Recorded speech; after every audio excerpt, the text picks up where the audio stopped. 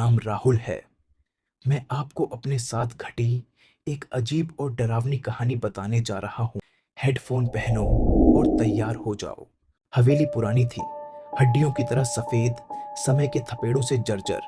मेरे दादा इसे अपना आखिरी तोहफा बताते थे, विरासत का एक टुकड़ा।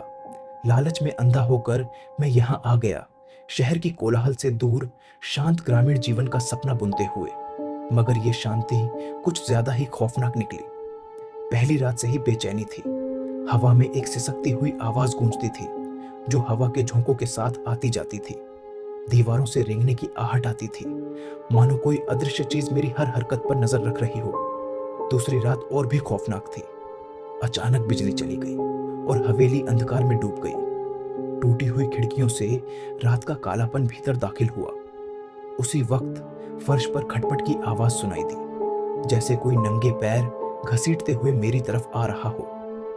मेरे दिल की धड़कनें तेज हो गईं। मैं हिल भी नहीं पा रहा था, सिर्फ सांसें तेज चल रही थीं।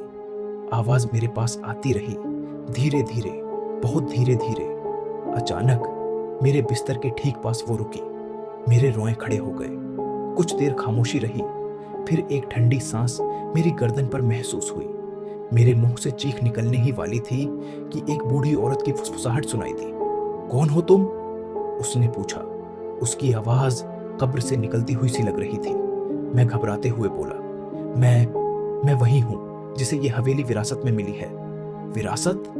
वो हंसी, एक ऐसी हंसी जो हड्डियों को कंपा देती थी। ये हवेली किसी को विरासत में नहीं दी जाती, ये उन लोगों की है जो अकेले मरते हैं। फिर वो हंसी और हंसी और हंसी। उसकी हंसी पूरे हवेली में गूंजने लगी। मैं सह नहीं पाया और कंबल अपने सर पर खींच लिया। सुबह होने तक मैं उसी तरह कंबल ओढ़े रहा। जब सूरज की पहली किरणें कमरे में आईं, तब जाकर मैंने हिम्मत करके देखा। कमरा वही था, खाली। रात का खौफनाक एहसास भी गायब हो चुका था।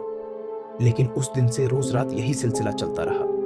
वही आवाजें, वही हरकतें। एक रात मैं और सह नहीं पाया। गुस्से में मैं बिस्तर से उछला और चिल्लाया, चाहे तुम कौन हो, मुझे अकेला छोड़ दो। मेरे चिल्लाने के बाद एकदम सन्नाटा छा गया। फिर मैंने सुना, दीवार के पीछे से कोई फुसफुसा रहा है, अकेला? तुम अकेले नहीं हो, हम सब यहाँ हैं, हमेशा से रहे हैं और हमेशा रहेंगे। फिर जोरदार ठहाका गूंजा।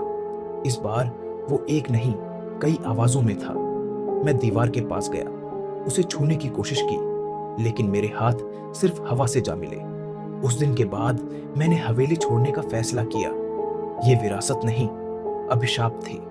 मैं शहर की कोलाहल में वापस चला गया। शायद वो शोर उस हवेली के खौफनाक सन्नाटे से बेहतर था, लेकिन रातों को कभी कभी मुझे अभी भी वो फुसफुसाहट सुनाई देती है। तुम अकेले। अगर आपको यह पसंद आए तो कृपया सब्सक्राइब ज़रूर करें। आपकी एक सब्सक्राइब मुझे प्रेरित करेगी।